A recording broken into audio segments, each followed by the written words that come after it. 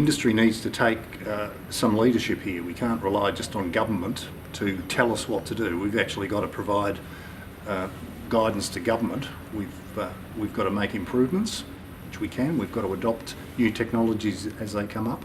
But the experience of these new technologies actually rests with industry. So it's very important that industry meets, talks about issues and gets guidance from its own council. Question marks over roadworthiness of vehicles. That's not to say that the average vehicle is unroadworthy, it's not. But there are clearly some problems, and we as an industry generally have got to do better. There are some issues to do with modification of vehicles. Modifications are often done that perhaps haven't been properly reviewed. Is that the non-genuine parts stuff? That's part of it.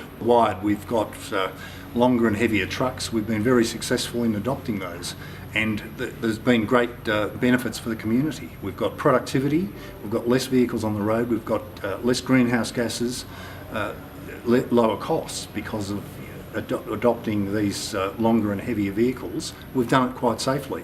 The rest of the world is looking to us because it knows we've got this experience. One of the issues is what responsibilities do drivers have for the roadworthiness of a vehicle? Because it's not fair to give a driver an infringement notice for things that the driver could not reasonably know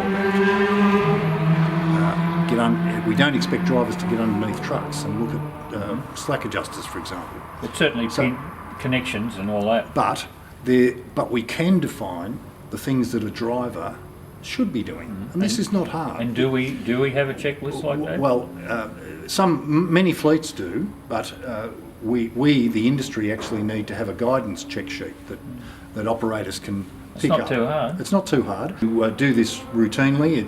I've just come down from the hall. There are people learning practical things from supplier people who actually know the nuts and bolts, and I've seen crowds around each of these stands with people actually learning things.